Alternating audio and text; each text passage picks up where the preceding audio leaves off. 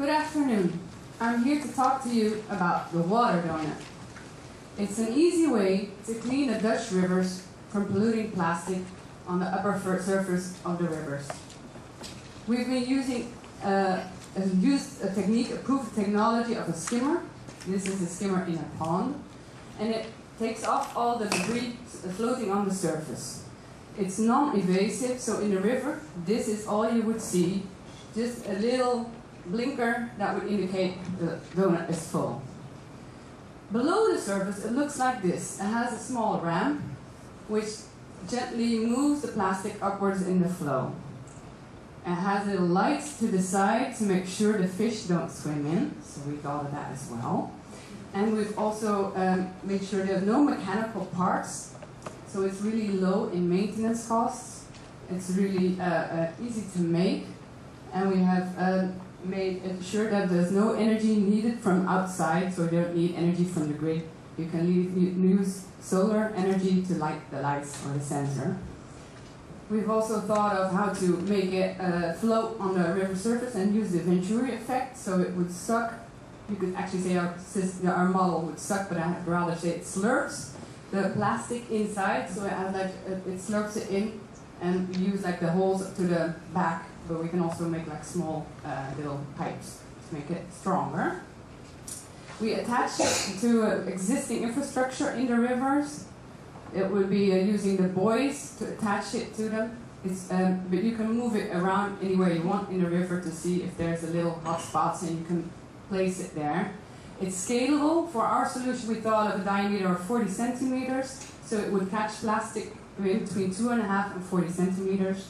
There's a net in, and you can easily get the plastic out when the little light pops up. It would indicate it's full. We're going to use subcontractors to empty it, so Jan would know all about this, and you can include it in his contract. We want to use the one-for-one concept, so you take out 1 kilo of collected plastic, and we make sure Rijkswaterstaat uses that 1 kilo in recycled content in their products outside. You can see outside. Another way to get the mindset shift changed and raise awareness with the local community is make sure that people can collect the water as well. So we use the subcontractors as a basis, but we can also want the recreational users to make sure they get the plastic. And well, actually, you can see our sailor in a minute. Here he is. And he takes it out from the Waterdonut, and he can get the reduction on the port fees, for instance. Besides the Makathon, we've used a period of 3 weeks to make sure we a little bit understand more on the flow. We found a producer to produce the Waterdonuts. He's made a life-scale model and tested it first in a pond. After that, we've tested it in a professional location. This is without a flow, and we use plastic balls to test it. You can see it works. It's a little bit below the surface. We would have to improve on this because this is still using a pump, but we want to use the Venturi effect and work with more experts to improve on that. Afterwards, we've done a testing with using a current, and you will see in a minute, like here, that it works. It doesn't catch all of it yet, but that would be something we want to improve on later, because we are convinced that it works just by adapting small steps. We've already done 3 tests with different models. We want to also improve on how to get the net out, so it'd be really easy to get it out for recreational use as well.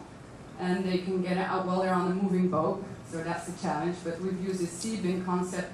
We think we can use it, and we want to make sure we monitor whatever is getting out of the Waterdonut. So I'm going to use a couple of the strengths.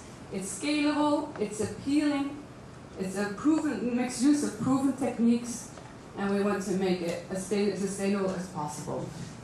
It's good for raising awareness, and we can make a gamification out of it as well if we further develop it. We've had a great amount of people involved. We started out with 5, but we've had this manufacturer who's really involved. We've talked to a lot of people from recreational users and fishers as well. But the thing we need next is to make sure we get the location in the IJssel, a port or a yacht club involved, testing it, and make sure we make good connections about how to maintain it. So this is Team High Five. We've been working on it with a lot of energy. We've done this in the last 3 weeks already, so imagine what we can do if we get a year.